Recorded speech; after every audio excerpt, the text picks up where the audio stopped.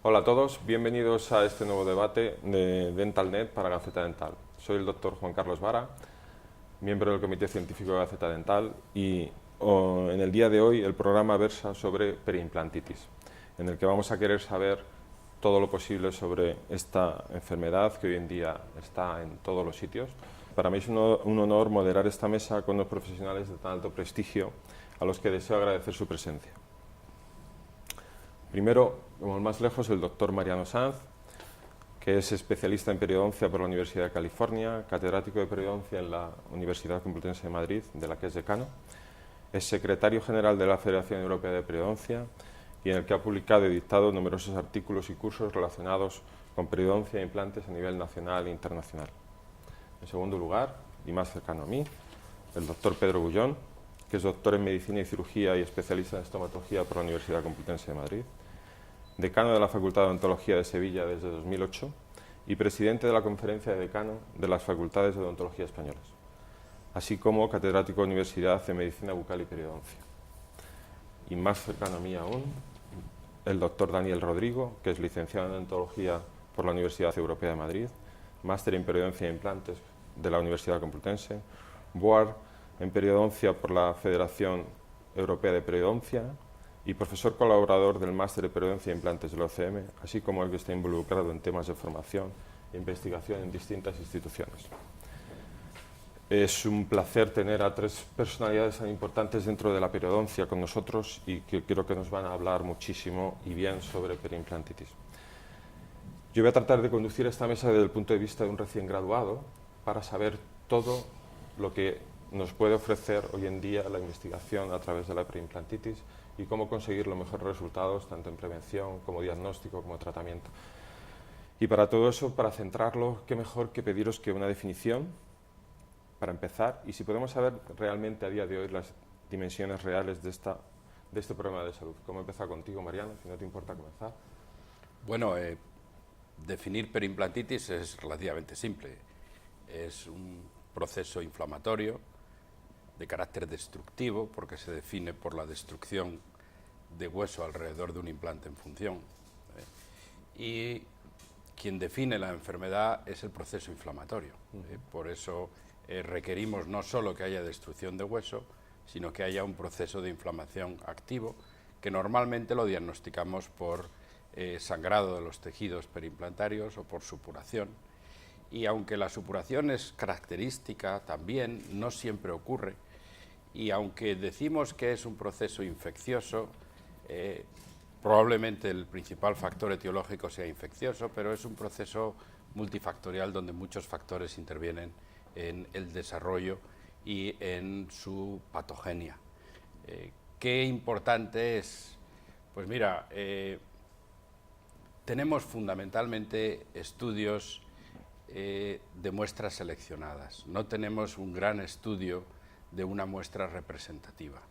Y por lo tanto, los datos que tenemos epidemiológicos son muy variados y poco fiables.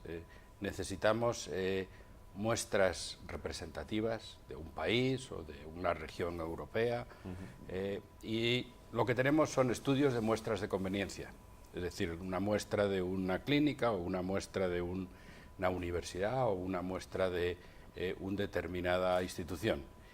Pero los datos que tenemos de muestras de conveniencia son datos importantes en cuanto a prevalencia.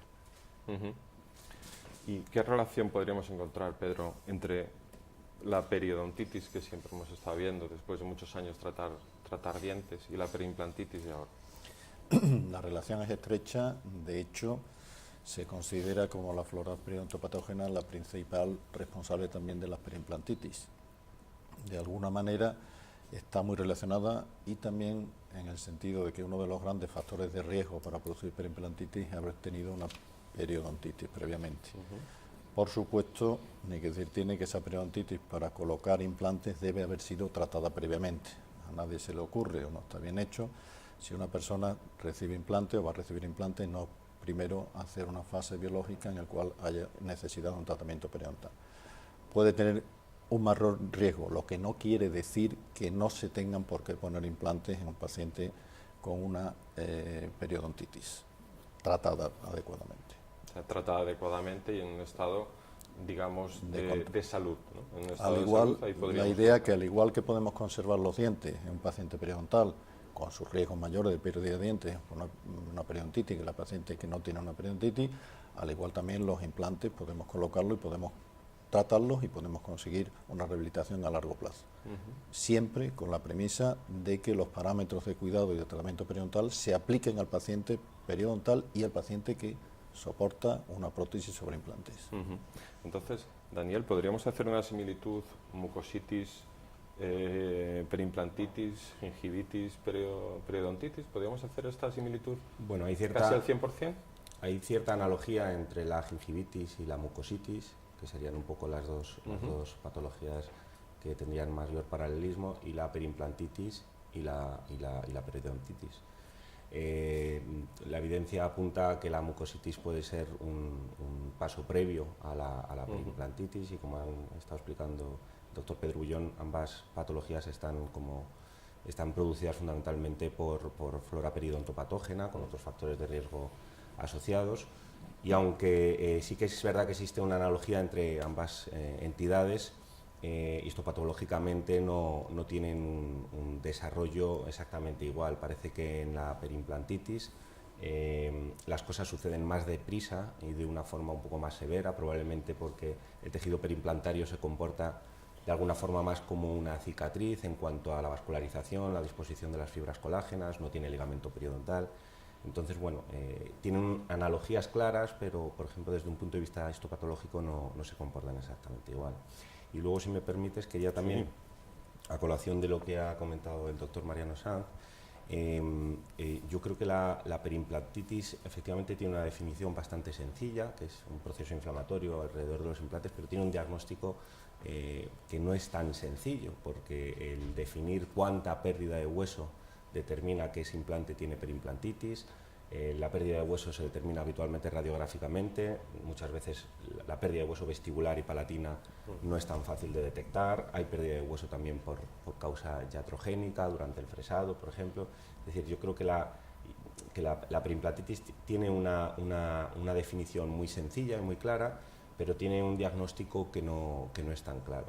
Y luego también, a colación de lo que ha dicho de la falta de estudios y de datos epidemiológicos, pues bueno, quiero destacar que la Sociedad Española de Periodoncia está precisamente realizando un estudio a nivel de toda España, con un sistema metodológico representativo de todas las instituciones, clínicas, especialidades o formas de profesionales que coloquen implantes, y trata de tener una representación de todo el ámbito, todo el mundo que esté involucrado en la colocación de los implantes.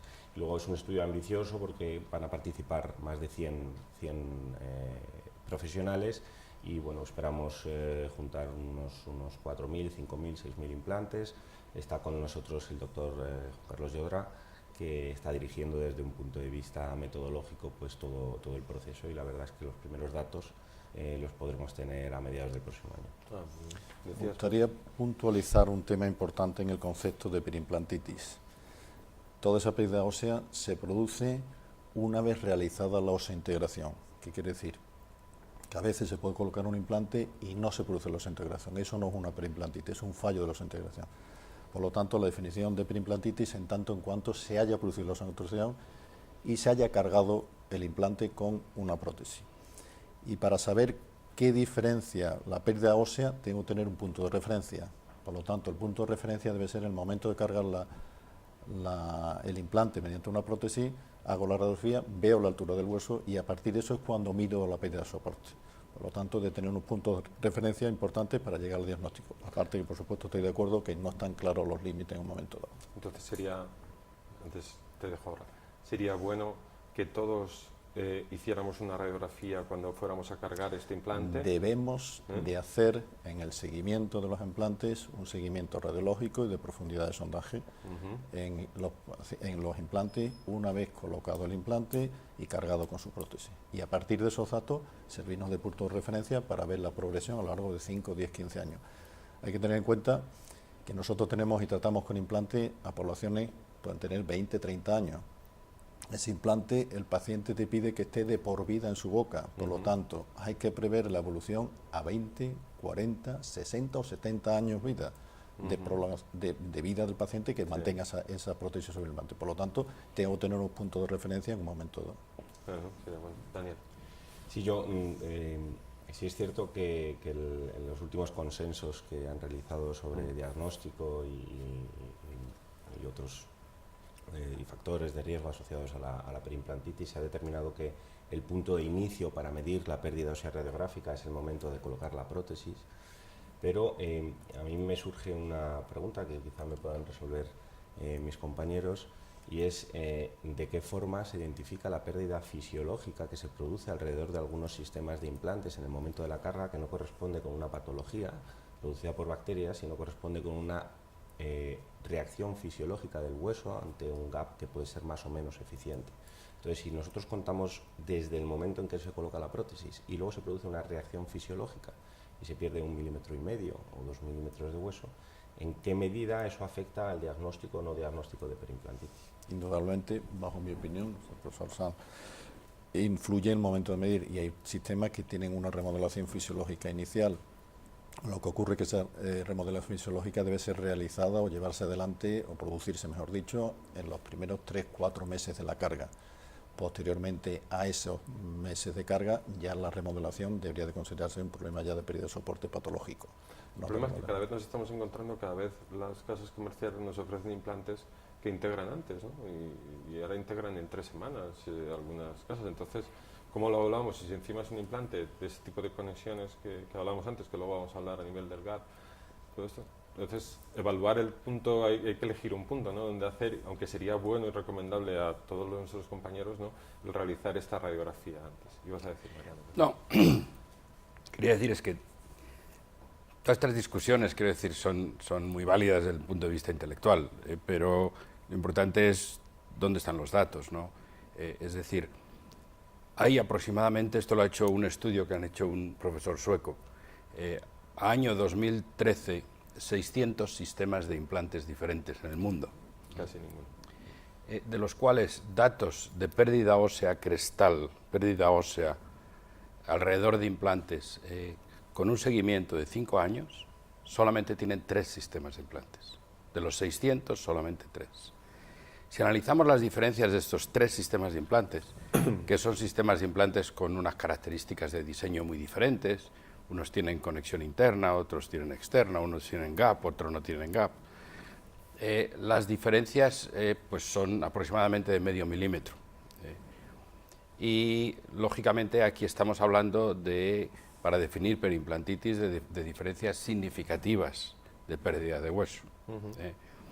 Y lógicamente, si establecemos que nuestra habilidad para detectar cambios en una radiografía es de aproximadamente medio milímetro, con lo cual, y descartamos el error de la medida, estamos hablando que si queremos detectar un cambio, pues sería más o menos unas 3 veces la desviación estándar. Estaríamos hablando más o menos de 1,5 milímetros, 2 milímetros, para detectar un cambio que uno lo pueda apreciar en su clínica sin tener ninguna regla especial.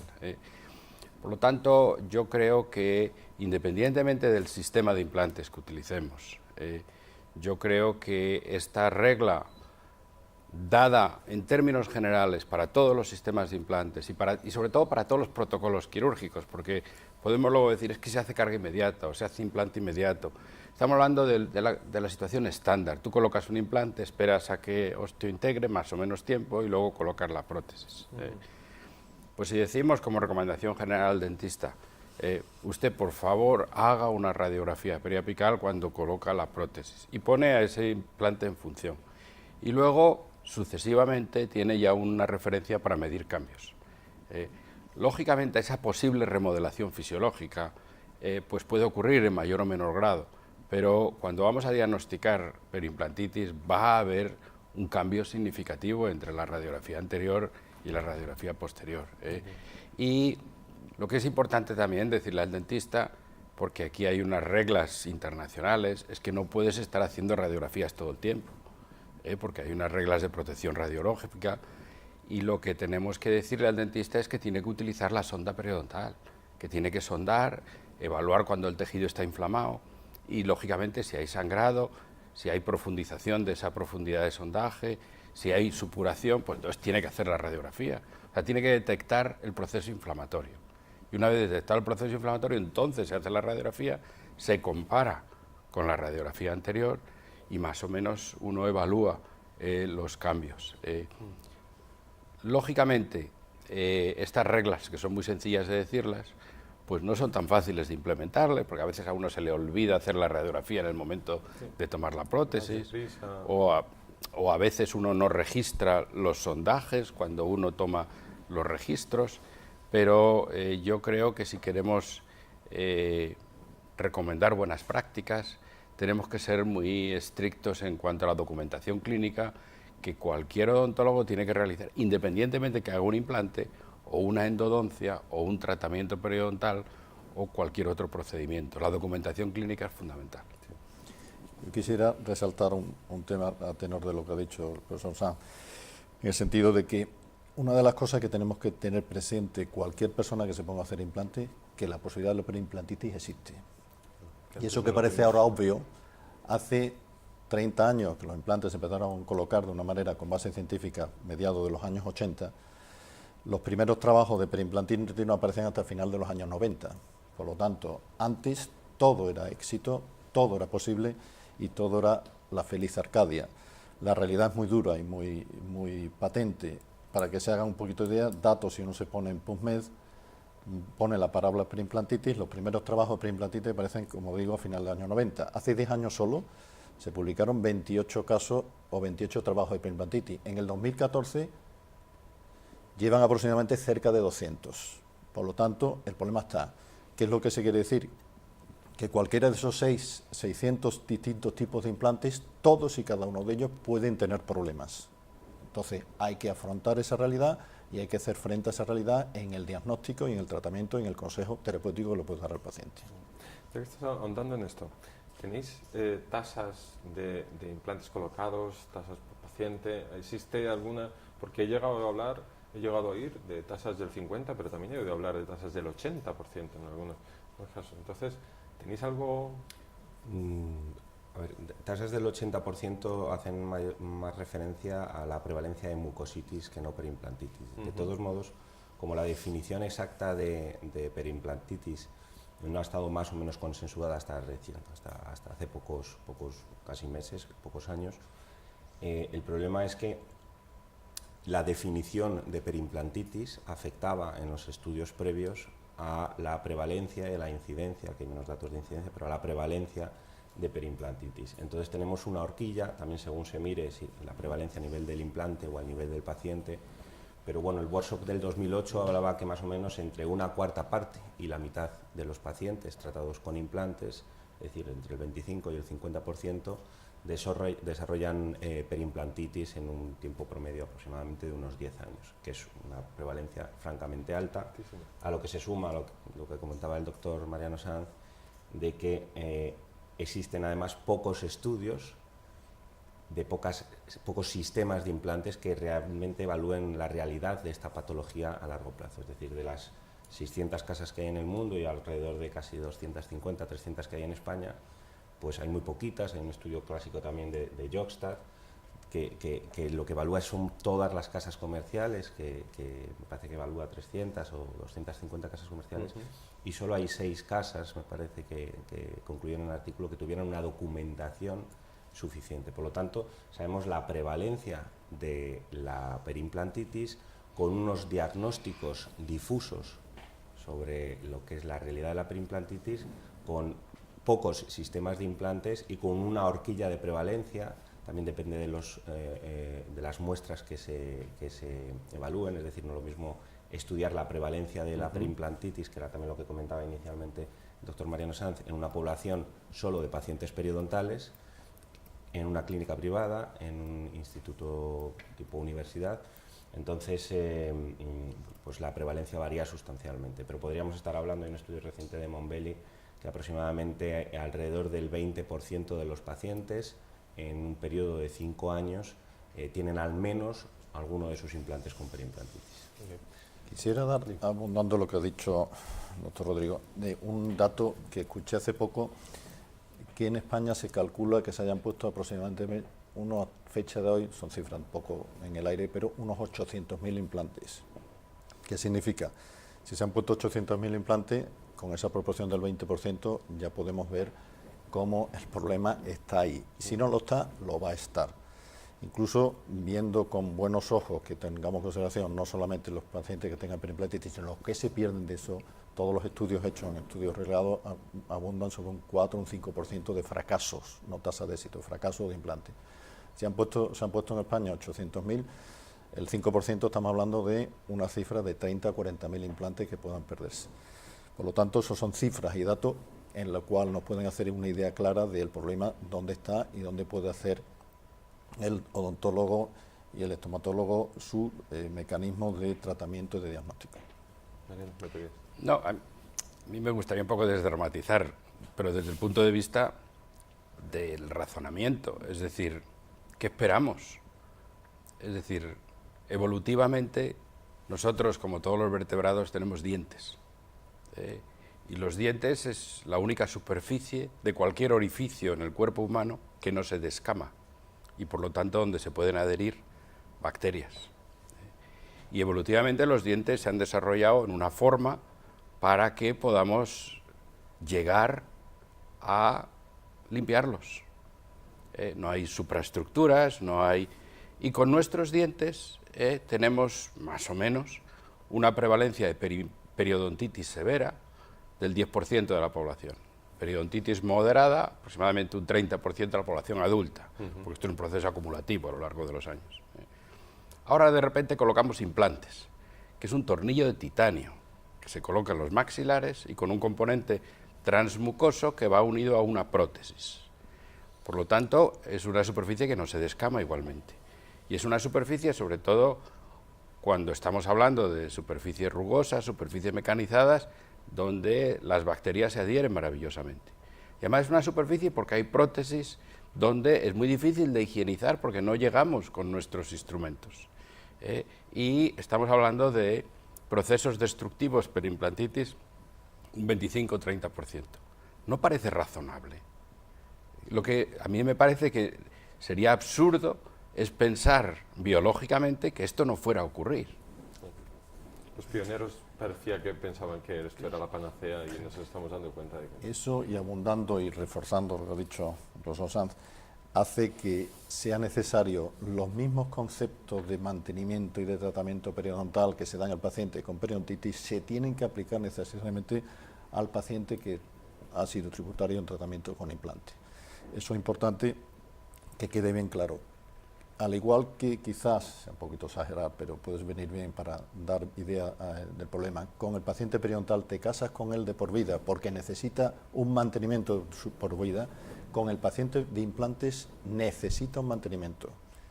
Es terrorífico el paciente que viene a la consulta te dice, mire usted, doctor, yo no me he arreglado la vida en la boca, no me la he cuidado, usted me pone los implantes, gracias a Dios tengo dinero, y yo no quiero volver a pensar en mi boca ni voy a visitar a la consulta dentista. Ese es un paciente que no debería ser tributario de tratamiento con implantes, porque seguro que va abocado a un fracaso absoluto de su rehabilitación. Hay que cambiar manías y conceptos. Vamos a dar un pasito más y vamos a hablar de etiología, factores de riesgo. Evidentemente, no todos son bacterias, Mariano, ¿no? Hay algo más dentro de esta enfermedad, ¿no? Hay otra serie de factores o coadyuvantes o... Yo creo, y eso es mi punto de vista, que a veces puede ser argumentado, que las bacterias son necesarias, pero no suficientes. Las bacterias tienen que ser la fuente de agresión que produce una reacción inflamatoria. Ahora, nuestro sistema inmunitario local es muy eficaz. Es muy eficaz porque en la boca tenemos millones de bacterias y tenemos... biopelículas que se forman y crean unos medioambientes que conducen a crecimiento y a maduración de todas esas bacterias. Y nuestro sistema tiene que romperse para que se mantenga crónicamente inflamado y para que destruya el hueso. Porque hemos dicho que la mucositis hay inflamación pero no hay destrucción. El que un paciente con mucositis de repente desarrolle perimplantitis, tiene que haber algo en este sistema inmunológico local que haga que de repente el proceso inflamatorio explote y se produzca la destrucción del hueso. ¿Qué es eso? ¿Cuáles son los factores que desequilibran el sistema? Ahí es donde estaríamos hablando de todos esos factores que pueden influenciar, y por eso el problema es multifactorial. No podemos decir que son las bacterias solo, es algo mucho más complejo. Y lógicamente, en el mundo de la etiopatogenia o la etiología y los factores de riesgo de la perimplantitis es tremendamente joven. Estamos hablando de estudios en los últimos 10 años. Y para definir que un factor de riesgo es factor de riesgo, se necesitan estudios prospectivos, estudios de seguimiento, y esos estudios todavía no los tenemos. Por lo tanto, la mayor parte de lo que conocemos es lo que diríamos indicadores de riesgo. Nos indican que hay un riesgo, pero las características que definen un verdadero factor de riesgo todavía no lo tenemos del todo claro. Quería abundar que es el mismo concepto que se aplica a periodontitis aplicado a perimplantitis. Prácticamente esos conceptos pueden servir para una cosa y otra. Hay simplemente un detalle que quiero decir. La flora es periodontopatógena, pero no toda es. En un trabajo tenemos nosotros publicado reciente, el Clinical Oral Implant Research, el 15 o el 20% de los pacientes no tenían flora oportunista, pseudomonas aeruginosa fundamentalmente, también cándida, con el agravante de que esa pseudomona no es sensible a los tratamientos antibióticos que normalmente solemos recomendar a los pacientes con perimplantitis. Es más, incluso la clorexidina con la pseudomona le sirve de estímulo para crecimiento, por lo tanto, el problema puede en algún momento haberse agravado. Es más, incluso en ese trabajo ha habido 2 o 3 de los casos, eran 3 casos, en los cuales no se encontró la flora periodontopatógena, ni siquiera ningún tipo de flora específica en uno de ellos. Por lo tanto, el problema es ahí, hay que saber el alcance de la etiología, en cuánto se puede calibrar, y nos hace en algunos momentos explicarnos por qué hay veces que la perimplantitis no funciona con el tratamiento habitual. Muy bien, y dentro de todos estos muchos factores de riesgo que tenemos y que cada vez vamos encontrando más, Daniel, ¿qué te parecería de los más importantes? El diseño de las prótesis, del diseño del implante, ahora querría hablar un rato, de esos traumas oclusales, las parafunciones, o quizás estaríamos pensando de que nos hemos excedido a la hora de colocar implantes y que parecía que como iban a funcionar tan bien, vamos a colocar implantes a todo el mundo y quitábamos los dientes. Bueno, empezando por lo último que has dicho, yo creo que es necesario hacer una labor pedagógica importante para concienciar a los profesionales odontológicos que la terapia con implantes es una herramienta formidable para colocar o restituir piezas que se han perdido o cuando ya no es posible conservarlas, pero hay que pelear hasta el final por los dientes. Yo desde luego que con el paso de los años, aunque soy joven, pues llevo bastantes años colocando implantes, si antes era conservador, soy ahora más conservador que antes, porque intento retrasar en la medida de lo posible la colocación del implante, por lo que ha comentado antes el doctor Pedro Bullón, es decir, si yo puedo colocar el implante al paciente con 60 años, mejor con 40, que le tendrá que durar menos tiempo, por decirlo de alguna forma. Entonces, la idea es retrasar la colocación de los implantes. Y sobre los factores de riesgo, bueno, pues hay 3 que están perfectamente reconocidos. Uno es la placa bacteriana, otro es el tabaco y otro es la historia previa de periodontitis. Por tanto, bueno, esos 3 factores, aunque no sean contraindicaciones para colocar implantes, pero el paciente, el profesional se lo debe transmitir al paciente, tienen que ser conscientes de que implica mayor riesgo de desarrollar perimplantitis. Esto a nivel de factores generales que ya se han reconocido como factores de riesgo. Luego, otros posibles factores de riesgo, pues hay un abanico bastante importante, desde la calidad de los tejidos perimplantarios en cuanto a encía queratinizada, el trauma oclusal, que también ofrece bastante controversia.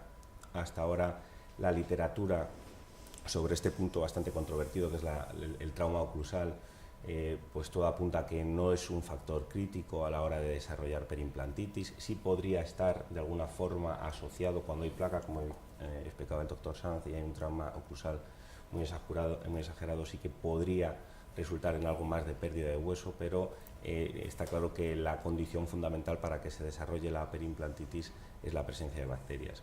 Y luego hay un factor de riesgo que está asociado al primero que he dicho de la placa bacteriana y que quizá no se le da la importancia que debiera, y para mí es algo crítico, y es el diseño de las prótesis que están soportadas por los implantes, porque hemos hablado de que la placa es un factor de riesgo, hemos hablado de la necesidad de sondar los implantes para diagnosticar de una forma precoz la perimplantitis, y sin embargo pues hay algunos estudios que demuestran que alrededor de una cuarta parte de los implantes no se pueden higienizar, o el diseño de la prótesis impide sondarlos de una forma correcta. Por lo tanto, perdemos la herramienta diagnóstica precoz, que es el sondaje, y además dificultamos o imposibilitamos la higiene de los implantes como una necesidad imperiosa para mantener la salud de los mismos. Hay un estudio que es muy significativo, que es del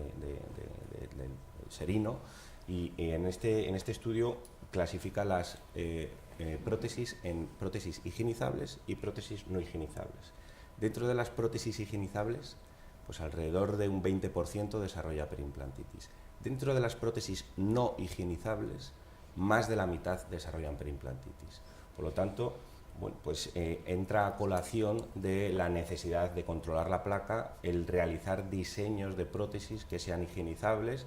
Siempre ahora todos los congresos y todos los cursos versan sobre la excelencia estética, y hay que buscar un equilibrio entre lo que es una prótesis bonita, que el paciente quede satisfecho, y una prótesis saludable que permita mantener en salud lo que hemos hecho. Ha sido siempre una pelea, ¿no? El hecho de hacer prótesis que los pacientes admitan como higiénicas y que no les sean totalmente estéticas. Ha sido la pelea de dejar siempre todo cerrado, que no me entre comida por ningún sitio, al final lo que entra es la perimplantitis por todos los sitios. Exactamente. Yo quisiera, abundando lo que ha dicho doctor Rodrigo, una idea que tenemos que tener presente. Los factores de riesgo no son individuales, son acumulativos. Por lo tanto, si yo tengo un paciente que tiene 50 años, que es diabético, descompensado, fumador, mujer, que le voy a colocar los implantes en el tercio posterior de la arcada superior, estoy acumulando factores.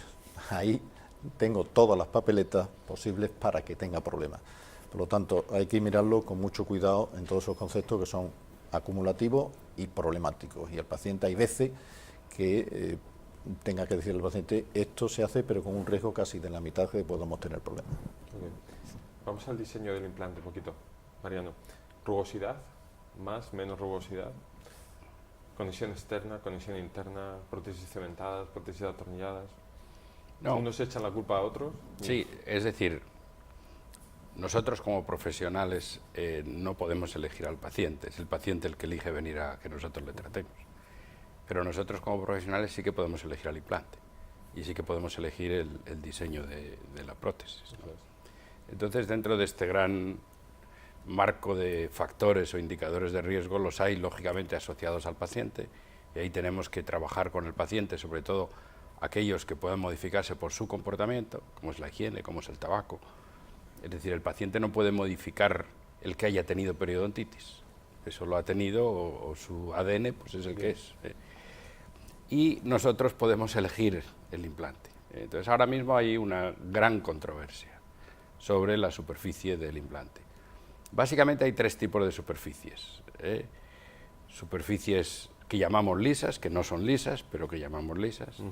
Superficies de rugosidad intermedia y superficies de alta rugosidad, que ya prácticamente no se utilizan.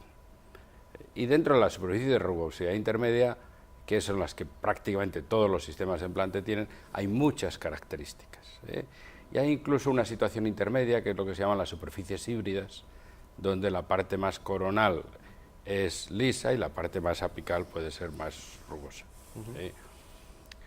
Precisamente porque como no tenemos datos muy fiables de prevalencia de perimplantitis según el tipo de implante, pues elucubramos mucho y hablamos mucho. Pero lo que sí que es cierto, y esto es indudable, y está a punto de salir un gran estudio que se ha hecho en Escandinavia con una muestra representativa de todo el país, es que desde el advenimiento de las superficies de rugosidad intermedia, la perimplantitis es mucho más frecuente.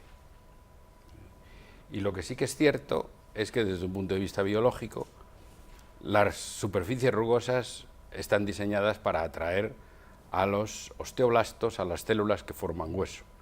Pero de la misma manera que atraen a esas células y forman hueso más predeciblemente y se consigue la osteointegración más rápida, si esas superficies se exponen al medio ambiente, son maravillosas para atraer bacterias y para formar placa.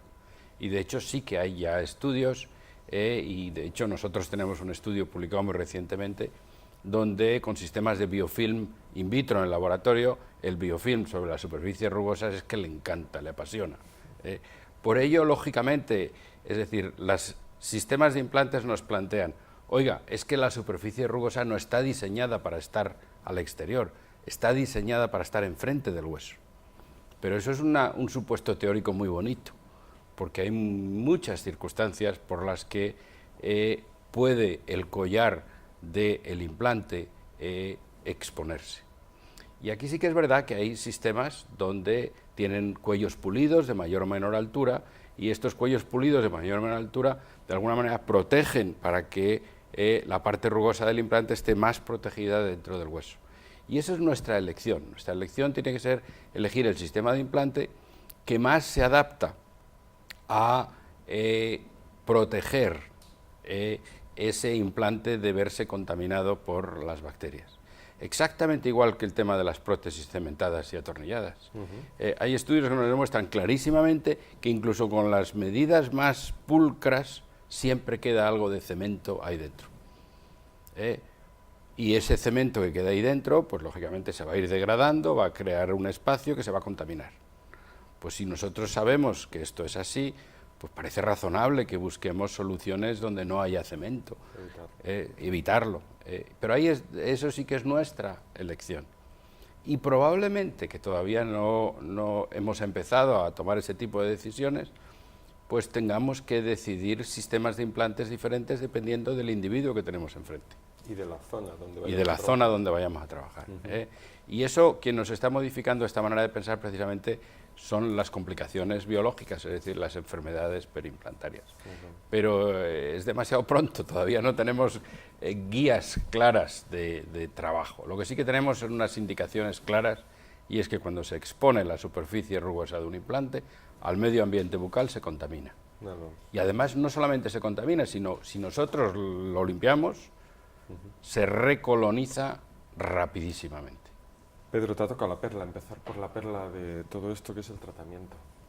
Te ha tocado por turnos, no que te haya ¿podemos controlarlo? ¿Podemos tratarlo? Sí, pero no al 100% voy a tener resultados en ese tratamiento. Por supuesto, la primera idea es volver a la primera idea del tratamiento, un tratamiento preventivo. Pero una vez que tengo la periimplantitis, lo que hay que tratarlo, si es una infección, procurar tener con antibióticos un control primero de la flora y luego todas las medidas correctoras a ser posible, intentando un acceso quirúrgico para la zona, intentando eliminar todo el tejido de granulación inflamado, luego ya si se hace o no una alteración de la superficie del implante, hay personas partidarias y otras no partidarias, y por supuesto mantener al paciente en un régimen de mantenimiento mucho más estricto. Normalmente podemos mantener ese implante en boca. Si se pierde el implante ya tiene que tener una pérdida de soporte óseo prácticamente de un 90 a un 100%, por lo tanto puedo mantener la prótesis en boca, quizás afectada a la estética, porque puede que haya superficie de implante expuesta, pero posible control puedo tener.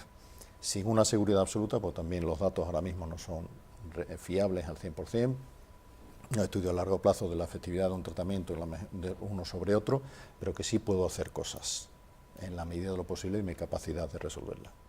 Con lo cual, yo creo que el mensaje es, por favor, diagnostica pronto la periimplantitis y trátala pronto, porque si la tratas pronto, el resultado es bueno. Que el problema no es del dentista, el problema es del propio paciente. El paciente nos viene a decir, oiga, doctor, sus implantes me están yendo mal. No son sus implantes, son los implantes que tiene el paciente y que, lógicamente, igual que un diente se infecta, con mayor motivo se puede infectar un implante. Y por ello el diagnóstico precoz y el tratamiento precoz es la clave. ¿Podrías explicar un poquito más lo que es cirugía resectiva? Podemos englobarla, hay dos formas de abordar una cirugía en los implantes que no implique el intento de reconstruir los tejidos perdidos. Uno sería, que por ejemplo podría estar indicado en sectores anteriores, simplemente lo que es una cirugía de acceso que trata de separar la encía, limpiar el implante, tratar de eliminar todas esas bacterias, todo ese biofilm que está causando la infección y volver a suturar con el objetivo de estabilizar la situación, no recuperar el hueso, pero sí evitar que exista profundidad de sondaje elevada en esas localizaciones y haya una estabilidad de la salud periimplantaria. Y hay otra opción que es intentar dejar la encía lo más cerca del hueso que se ha perdido como consecuencia de la periimplantitis, que eso sería una técnica resectiva pura y que, claro, en los sectores anteriores, por ejemplo, tiene sus limitaciones, puesto que las implicaciones estéticas son obvias. A veces nos encontramos casos de implantes que llevan mucho tiempo, en el que solo el tercio apical del implante está integrado, el resto es una bolsa tremenda, pero que el paciente no tiene síntomas. No vemos grandes signos, ¿sí? Un poco sangrado cuando le tocas, tal. ¿Estaría indicado quitar esos implantes aunque el paciente no tenga síntomas? Quiero decir, yo no creo que haya que dar indicaciones muy estrictas. Yo creo que cuando hay una enfermedad es nuestra obligación tratar la enfermedad. Y lógicamente compartiendo esta decisión con la decisión del paciente, que tiene que también querer tratar su enfermedad. Pero a mí me parece una irresponsabilidad, aunque al paciente no le duela, si tenemos una enfermedad, un problema que es progresivo, que no va a evolucionar a la estabilización o hacia atrás, sino siempre va a evolucionar hacia adelante, yo creo que tenemos que tratarlo. La decisión de explantar o no, yo creo que es una decisión compleja. Depende de si hay otros implantes alrededor, depende de cuál es el factor estratégico de ese implante en el resto de su boca. Es decir, hay muchos factores que pueden indicar la explantación. Pero lo que sí que hay que dejar claro, que la explantación puede ser una forma razonable de tratar en determinadas circunstancias. Estamos de acuerdo. Yo simplemente un mensaje, no hay regla de oro, no hay receta de cocina válida para nada. Cada circunstancia no son enfermedades, son pacientes que tienen problemas. Esa es la idea fundamental que debemos de tener. No podemos dar nosotros una receta aplicada al 100%, ni siquiera al 50% de los casos. Cada caso es un mundo, esa es una filosofía global. Muy bien, estamos de acuerdo. Bueno, ahora vamos a hablar de conclusiones. Como hemos empezado con el doctor Mariano Sanz, volveremos a empezar con él. Mariano, para ti, ¿cuál sería? Bueno, mi conclusión fundamental es que las enfermedades periimplantarias son enfermedades inflamatorias de base infecciosa y, por lo tanto, nuestra mejor estrategia tiene que ser preventiva y tenemos que, lo primero, informar y concienciar a nuestros pacientes para que tengan claro desde el principio que si eligen esta terapéutica, tienen que adoptar una estrategia preventiva. Una estrategia preventiva ellos, en cuanto a higiene, en cuanto a si es posible dejar de fumar, en cuanto a hacer unas prácticas que dificulten la formación de estas infecciones alrededor de los implantes.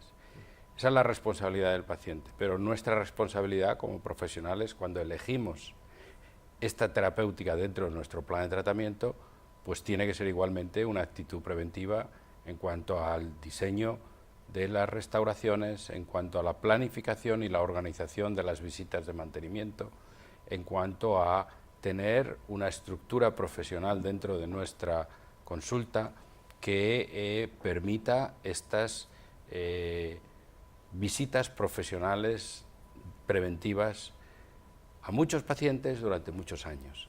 Para esto se necesita una organización y si no tenemos esta actitud profesional, pues yo creo que el problema no hará más que crecer. Muchas gracias, Pedro. Pues aunque pueda parecer una obviedad, una de las primeras conclusiones que hay que decir, y decirlo alto y claro, es que el problema existe. La periimplantitis existe, no es una obviedad, o sea, es una obviedad por supuesto, pero hay que recalcarlo. Y debe existir en tanto en cuanto hay que tenerlo en cuenta en el momento del diagnóstico y de la planificación de un tratamiento rehabilitador en una cavidad oral. Concebir que ese problema puede existir, concebir la dentición natural como lo que es dentición de dientes presentes, no debo de quitar dientes, de una manera ligera y antes de tiempo para colocar implantes. Por lo tanto, que cualquier tratamiento rehabilitador puede tener complicaciones y si las puede tener, el paciente tiene que saber que puede tener esas complicaciones y el paciente tiene que saber exactamente qué es lo que tiene que aportar él de su parte para impedir que eso ocurra y para impedir que el tratamiento sea lo más precoz posible. Bueno, pues yo, conclusiones, haciendo referencia un poco al tratamiento, insistir en que el tratamiento hoy por hoy no es del todo predecible, es mucho más predecible el tratamiento de la periodontitis. La perimplantitis no es predecible del todo, es poco predecible y sobre todo hay bastantes recidivas una vez que se ha realizado el tratamiento. El objetivo del tratamiento es siempre estabilizar la situación perimplantaria. Para ello tenemos dos abordajes, el resectivo o el regenerativo. En ambos casos el objetivo es estabilizar la situación perimplantaria, controlar los factores de riesgo, tanto asociados al paciente como asociados a la localización donde se está produciendo la infección perimplantaria, y la selección de uno u otro procedimiento quirúrgico, ya sea resectivo o regenerativo, irá con arreglo a esos factores de riesgo y un poco también a la anatomía del defecto y a la forma en la que el implante haya perdido el hueso a su alrededor. Muchas gracias, Daniel. Yo voy a aportar una conclusión más. Yo estoy tratando una cirugía de implantes y creo que voy a mirar a la paciente de otra manera por todo lo que me habéis enseñado, por todo lo que he aprendido hoy y pensando siempre en que antes de colocar los implantes voy a pensar cuándo los voy a tener que quitar. Ha sido un placer teneros aquí, muchas gracias a vosotros por vuestra presencia, por los desplazamientos, por vuestra implicación en el tema y espero dentro de unos años volver a hablar y que tengamos más soluciones de las que tenemos ahora mismo en esta enfermedad que está en pañales. Muchas gracias a vosotros. Si desean seguirnos, no se pierdan este y más programas en la web de DentalNet y también en Gaceta Dental. Agradezco una vez más a Gaceta Dental, a DentalNet y a estos tres grandísimos profesionales el haber podido estar aquí y haber podido compartir con vosotros todas estas enseñanzas. Muchas gracias.